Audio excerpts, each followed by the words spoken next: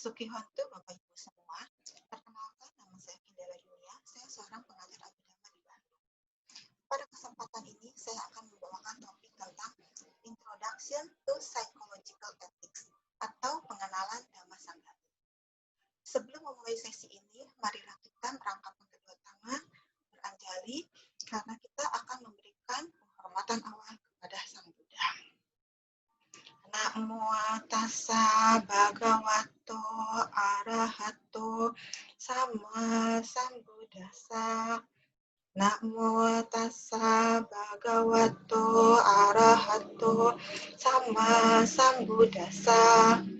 Namo tassa bhagavato arahato sama sambuddhassa. Bapak Ibu semua, Dhamma Sanggani adalah kitab pertama dari Abhidhamma Pitaka. Mengapa Dhamma Sanggani ini penting untuk kita pelajari? Karena dalam Dhamma Sanggani dipelajari tentang seluk-beluk pikiran yang terpendam yang tidak kita sadari secara analitik dan sintetis. Nah, dengan mempelajari Dhamma Sanggani ini dan mengimplementasikannya ke dalam kehidupan Anda sehari-hari, maka karakter, kepribadian, kualitas batin Bapak Ibu semua akan meningkat. Sehingga dengan demikian, Bapak Ibu semua akan hidup menjadi lebih bahagia lagi. Nah, Bapak Ibu semua, dalam Dhammapada Yammakawaga dikatakan, pikiran adalah pelopor dari segala sesuatu. Pikiran adalah pemimpin. Pikiran adalah pembentuk. Bila kita berucap dengan pikiran murni, maka kebahagiaan akan selalu mengikutinya seperti bayang-bayang yang tidak pernah meninggalkan bendanya. Bapak Ibu semua, kita hidup dengan pikiran. Kita tidak mungkin hidup tanpa pikiran. Dan tadi dikatakan, pikiran itu adalah pelopor. Pikiran sebagai pemimpin dan pembentuk. Jadi, pikiran itu sangat penting. Sangat penting untuk kita sadari, untuk kita kenali apa yang muncul dalam kehidupan kita sehari-hari. Dari pikiran baik akan tercetus ucapan dan perbuatan yang baik pula. Tetapi sebaliknya, dari pikiran yang tidak baik, maka segala ucapan dan perbuatan yang tercetus darinya adalah perbuatan yang tidak baik. Perbuatan yang baik ini akan membawa kita kepada penderitaan. Dan perbuatan yang baik akan membawa kita menuju kebahagiaan. Maka dari itu Bapak Ibu semua, kita harus menyadari, mengenali pikiran kita, mengenali diri kita sendiri, agar kita bisa hidup bahagia. Saya akan mulai dengan perkenalkan saya untuk screen share sebentar ya.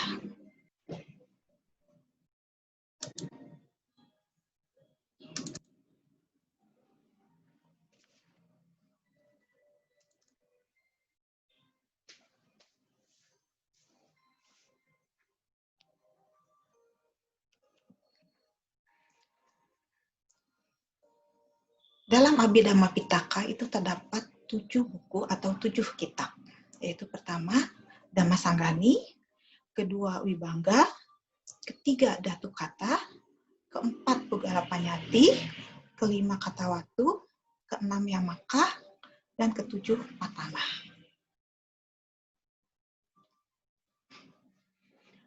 Abhidhamma terdiri dari 2 kata, yaitu Abhi dan Dhamma.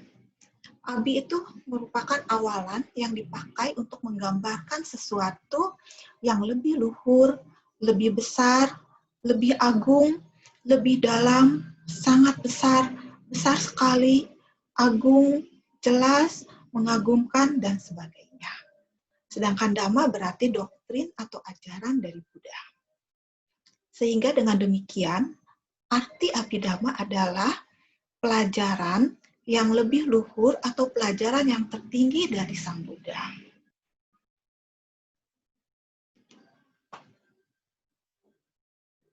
Apa yang dipelajari dalam Abhidhamma? Abhidhamma mempelajari atau materi-materi pokok yang dipelajari dari Abhidhamma adalah 4 kebenaran atau 4 realitas hakiki yang disebut sebagai paramata dan hubungan-hubungan sebab akibat di antara mereka.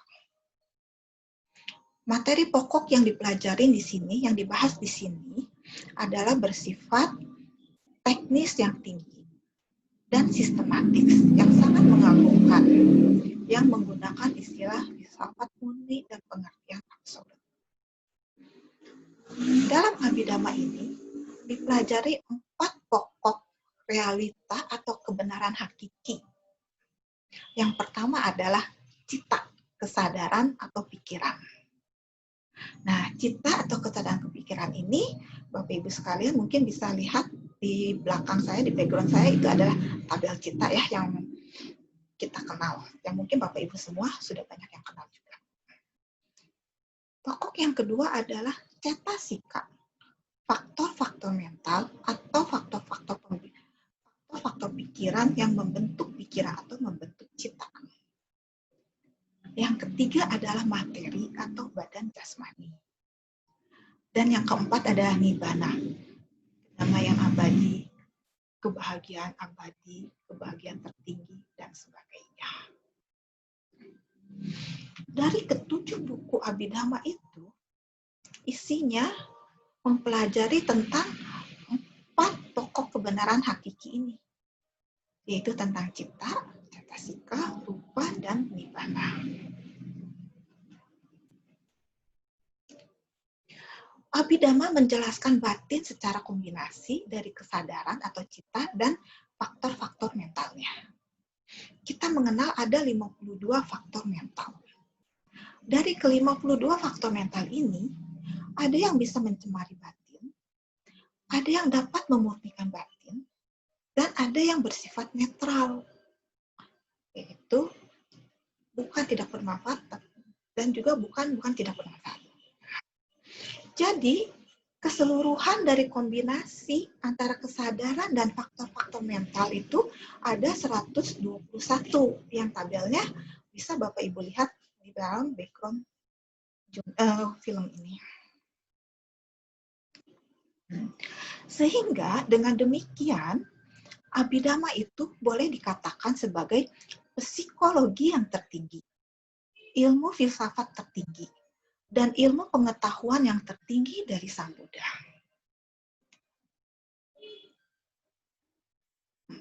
Bapak Ibu semua, kita sekarang akan membahas topik tentang pengenalan Dhamma Sanggani. Kita akan membahas apa itu Dhamma Sanggani, apa isi atau apa yang dipelajari dalam Dhamma Sanggani. Mengapa dia disebut psychological ethics? Dan bagaimana cara mengimplementasikan Dhamma Sanggani ke dalam kehidupan kita sehari-hari. Pokok-pokok itulah yang akan saya bahas pada kesempatan kali ini. Dhamma Sanggani merupakan kitab pertama dari Abhidhamma Pitaka. Terdiri dari kata Dhamma dan Sanggani. Dhamma artinya realitas-realitas yang hakiki. Sanggani berarti mengumpulkan secara sekaligus atau penyebutan secara lengkap satu persatu.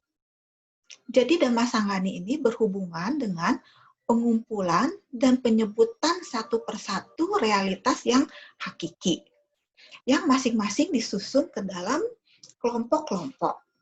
Ada yang disebut dengan kelompok 3, yang disebut Tika Matika, dan juga ada yang disebut dengan kelompok 2, atau Dukkha Matika sebagai rangkumannya.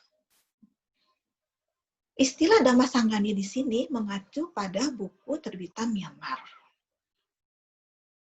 Sedangkan pada buku terbitan Palitext Society London, dia disebutkan a Buddhist Manual of Psychological Ethics. Nah, jadi psychological ethics itu diambil dari kata, dari judul buku yang diberikan oleh Palitext Society.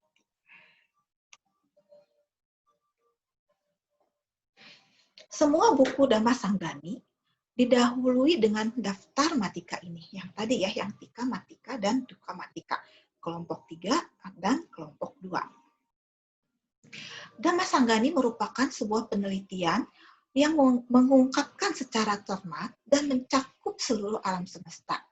Mengklasifikasikannya dalam sejumlah besar aspek psikologis, etika, dan ajaran. Nanti kita lihat pada waktu kita lihat isi Dhammasanggani ini apa ya. Dia dikelompokkan menjadi kelompok-kelompok 3 dan kelompok 2. Sudah gitu dia juga membahas secara mendetil satu persatu apa saja. Daftar ini, maksudnya daftar matika ini bukan hanya merupakan bagian dari analisis Dhammasanggani saja, tetapi merupakan dasar bagi keseluruhan 7 buku Abhidhamma tersebut. Jadi, daftar tika dan matika, tika matika dan duka matika dalam Dhammasanggani itu merupakan ringkasan dari isi kitab Dhammasanggani.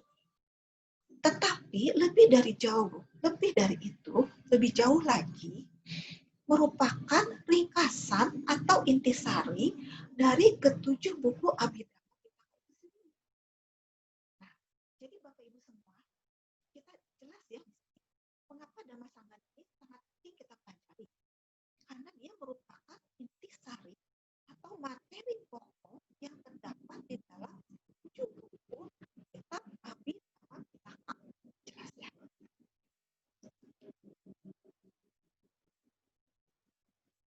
Sekarang kita lihat isi buku Dhammasanggani itu apa aja. Semua buku Dhammasanggani diawali dengan matika atau daftar list kelompok-kelompok. Terbagi menjadi dua, yaitu Abhidhamma Matika dan Suttan Tika Duka Matika. Abhidhamma Matika dibagi menjadi dua kelompok lagi, yaitu Tika Matika 22 dan Duka Matika 100. Sedangkan Suttan Tika Duka Matika ada 42.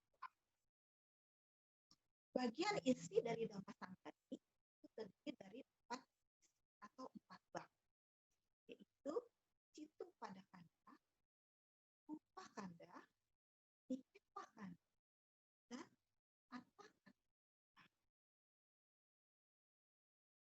Nah, Bapak Ibu semua, ini adalah bagian yang mencerminkan isi buku Dhammasanggani. Sehingga dengan lihat bagian ini mungkin agak untuk memperjelas ya, memberikan bayangan bagi Anda semua apa isi buku Dhammasanggani.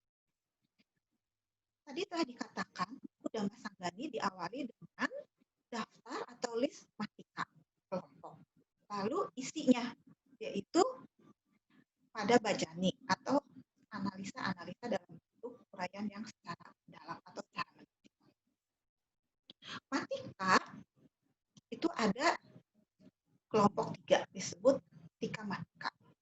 Kelompok 2 duka matika dan kelompok Suttan Tika Duka itu adalah list dari, sedangkan isinya yang tadi yang saya katakan terdiri dari 4 bab atau 4 divisi, yaitu Citu Pada Kanda, Rupa Kanda, Nikepa Kanda, dan Atta. Dalam Citu Pada Kanda itu dijelaskan secara sangat rinci, sangat panjang dan sangat mendetail tentang cita, kesaat, kesadaran, dan cetasika atau faktor mental pembentuknya. Dalam Citu Pada Kanda ini atau dari Citu Pada Kanda ini maka didapatkan kesadaran yang baik, yang bermanfaat atau yang kusala itu ada sebagai maha kusala, kusala, arupa kusala, tebu maka kusala, dan kusala. Sedangkan yang aku salah, yang tidak bermanfaat, itu didapatkan adanya loba mula cita, dosa mula, dan moha mula.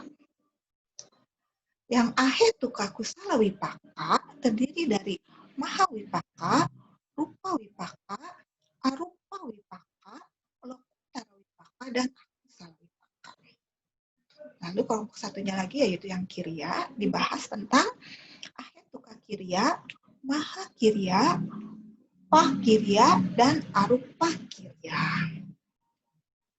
Kelompok inilah yang dibahas di dalam Cittupada Kanda.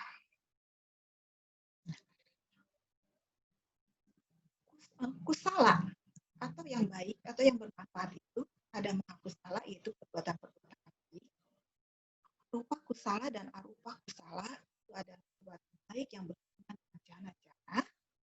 Tebo maka kusala itulah perbuatan baik yang mengarah kepada jalan atau kepada alam yang memiliki kama atau alam-alam yang memiliki jana. Lokutara itu pikiran-pikiran yang membawa kita ke arah yang adi duniawi atau yang mengarah kepada kesucian. Yang akusala yaitu pikiran atau perbuatan yang akan membawa kita yang buruk, yaitu pikiran-pikiran yang tidak bermanfaat atau yang buruk. Di situ ada 3 kelompok yang bermula dari loba atau keserakahan, yang bermula dari dosa atau kebencian, dan yang bermula dari moha atau ketidaktahuan atau kebodohan batin. Nah,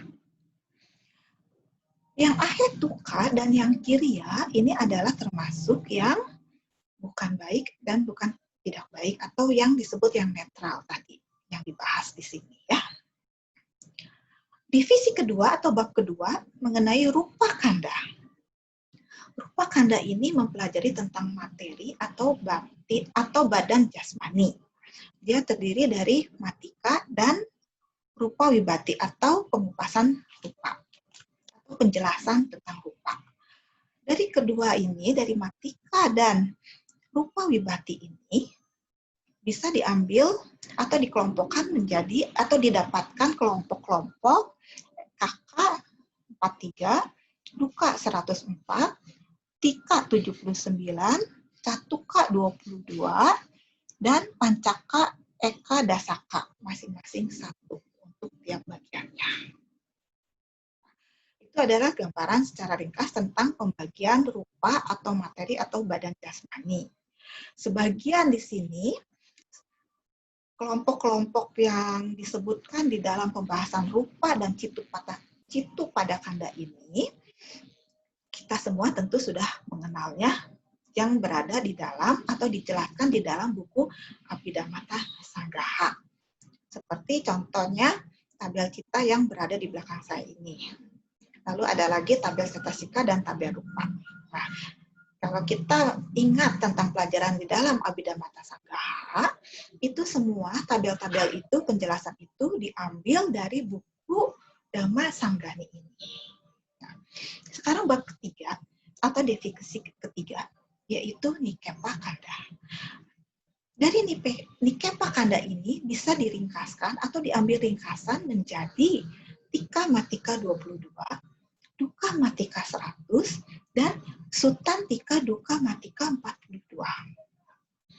Dari bab terakhir atau bab keempat, yaitu Atta Kata Kanda, diringkas menjadi Tika Matika 22 dan Duka Matika 100. Nikepa Kanda dan Atta Kanda itu sama, hanya menjelaskannya dia secara agak berbeda. Penjelasan lebih detailnya dilihat dari masing-masing sisi, tetapi isinya itu tetap sama ya, yaitu Tika Matika dan Duka Matika. Nah, demikianlah isi dari buku Dhamma Sanggani ini, seperti yang tertera di dalam ringkasan atau cat yang saya share sekarang ini. Kita lihat sekarang matika. Matika itu apa? Matika itu bisa juga disebut atau diterjemahkan sebagai kelompok atau induk materi. Matika dalam Dhamma Sanggani terbagi menjadi 2 kelompok besar. Yaitu yang pertama, Abhidhamma Matika. Terdiri dari Tika Matika 22 dan Duka Matika 100. Yang paling penting adalah Tika Matika 22. Tika Matika Matika 22 ini didefinisikan dan dijelaskan secara analitis dalam Dhamma Sanggani dan kitab komentarnya atas hal ini. Dalam Tika Matika dan Duka Matika, semua realitas diklasifikasikan dari sudut pandang atau dari sudut yang berbeda secara komprehensif. Nah, boleh dikatakan Tika Matika 22 ini merupakan ringkasan dari Dhamma Sanggani itu sendiri. Dan lebih jauh lagi adalah merupakan ringkasan dari keseluruhan buku Abhidhamma Pitaka itu sendiri. Jadi ini sangat penting ya Bapak Ibu semua. Nah, kelompok yang kedua dari Matika ini adalah Sutan Tika Duka Matika 42. Sesuai dengan namanya, Sutan Tika Duka Matika 42 ini ditemukan lebih banyak di dalam Sutta Pitaka dibandingkan Abhidhamma Pitaka. Semua istilah-istilah di dalam Sutan Tika Matika 42 ini banyak ditemukan di dalam Sanggiti Sutta, yaitu Sutta ke-33 dari Tiga Nikaya dan Anguttara Nikaya.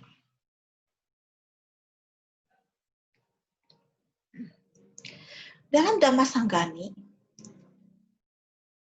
3 kelompok besar hakiki yang pertama, yaitu cita, cetasika, dan rupa, dilihat dari sudut pandang etika, atau lebih tepatnya dari sudut pandang kama, itu dibagi menjadi 3 kelompok besar.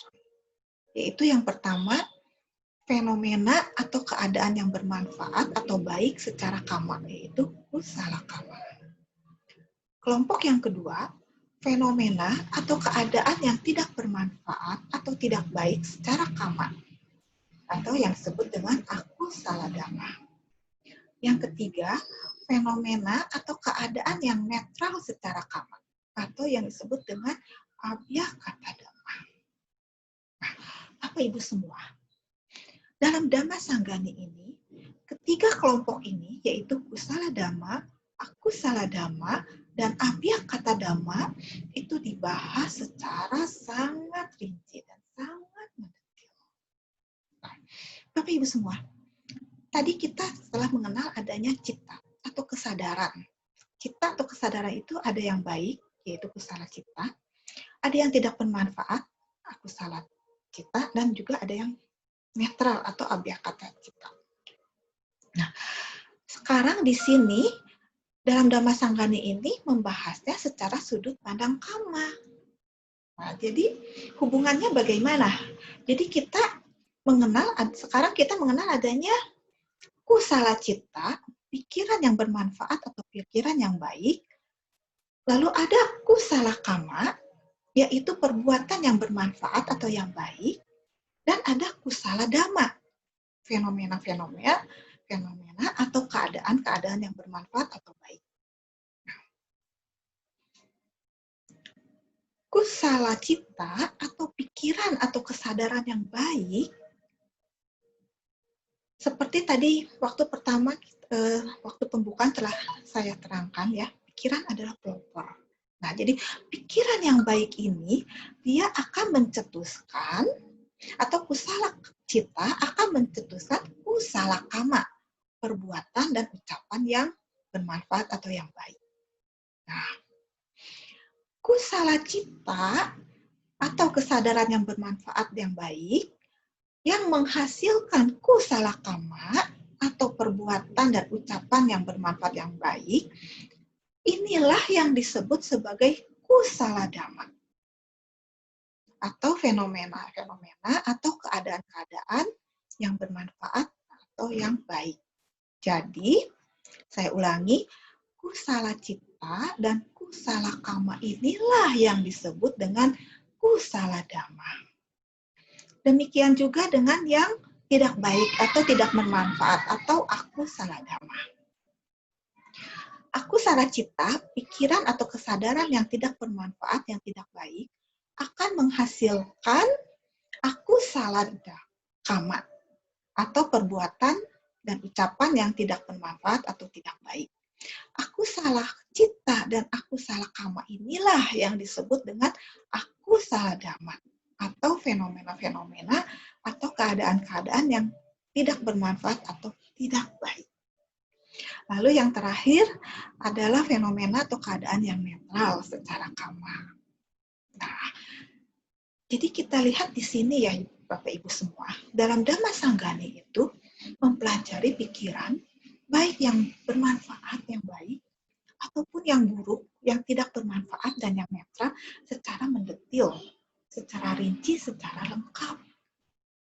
Jadi dengan mempelajari Dhamma Sanggani ini, Bapak Ibu semua akan bisa menyadari, mengetahui pikiran apa yang sedang muncul dalam diri kita.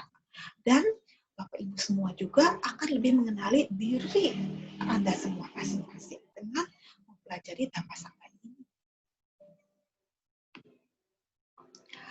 Dan apabila Bapak Ibu semua mau mengimplementasikannya ke dalam kehidupan Bapak Ibu semua, maka Bapak Ibu semua akan hidup menjadi lebih bahagia. Karena seperti tadi, pikiran adalah pelopor, pikiran adalah pembentuk, pikiran adalah pemimpin.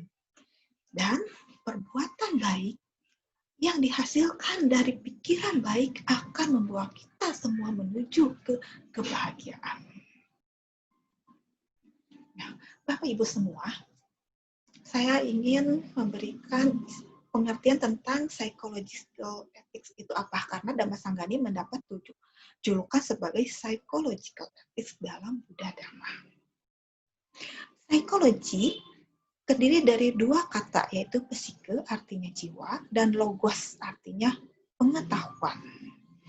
Jadi psikologi ini berasal dari bahasa Latin ya Bapak Ibu semua. Jadi psikologi artinya ilmu yang mempelajari tentang kejiwaan. Sekarang etika. Etikus dalam bahasa Latin atau etikos dalam bahasa Yunani itu artinya kebiasaan. Jadi etika adalah ilmu yang membahas tentang masalah perbuatan atau macam-macam tingkah laku dalam psikologi dari manusia sehingga bisa dinilai baik dan buruknya. Etika merupakan salah satu cabang dari psikologi. Nah, dari kedua definisi ini, Bapak Ibu semua, jadi kita bisa lihat Dhamma Sanggani ini, kenapa dia disebut sebagai psychological? Ya, karena dalam Dhamma Sanggani mempelajari tentang kejiwaan manusia atau sebagai ilmu jiwa dan juga sebagai etikanya.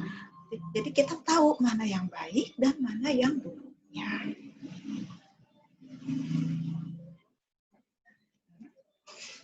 Sebagai kesimpulan dari pembahasan saya adalah Dhamma Sanggani itu dipelajari metode analitik dan sintetik dalam Dhamma Sanggani menjelaskan seluk-beluk pikiran terpendam yang tidak kita sadari, sehingga kita dapat meningkatkan karakter dan kepribadian kita. Dalam Dhamma Sanggani menganalisis pikiran dengan lebih rinci daripada penjelasan dalam sutta lainnya, dan juga dalam psikologi modern.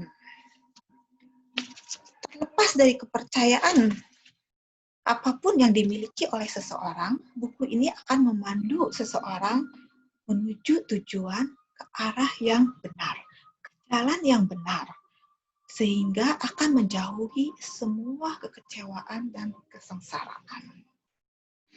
Karena seperti tadi, pikiran buruk akan membawa kita ke penderitaan, sedangkan pikiran baik akan membawa kita menuju ke kebahagiaan. Sehingga mempersiapkan orang untuk bisa merealisasikan tujuan tertinggi dalam hidupnya dan bisa terbebas dari lingkaran kelahiran dan kematian pada akhirnya. Sebagai penutup Bapak Ibu semua, ada 3 poin penting yang akan saya sampaikan dari pembahasan kita hari ini. 1, yang pertama, pikiran adalah pelopor, pikiran adalah pembentuk, pikiran adalah pemimpin.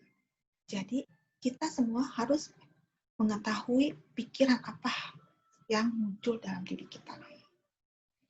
Poin 2. Dalam kitab Dhammasanggani dipelajari seluk-beluk pikiran secara sangat mendetil, bahkan sampai pikiran yang tidak kita sadari sekalipun dibahas di sana. Dan yang ketiga, marilah kita mempelajari Dhammasanggani dan mengimplementasikan apa yang terdapat di dalam buku itu ke dalam kehidupan sehari-hari agar kita semua bisa hidup lebih bahagia lagi. Maka mulai dari sekarang, Bapak Ibu semua, pelajarilah buku Dhammasanggani dan aplikasikanlah isinya ke dalam kehidupan Anda semua agar hidup Anda menjadi lebih bahagia dan bisa mencapai tujuan akhir kita, kebahagiaan abadi atau kedamaian abadi. Sekian uraian dari saya pada kesempatan hari ini. Terima kasih atas perhatiannya. Telah bersama saya Kindela Yunia. Suki Hontu. Semoga semua makhluk hidup bahagia. Sabe Sata Bawantu Suki Tata. Sadu, sadu.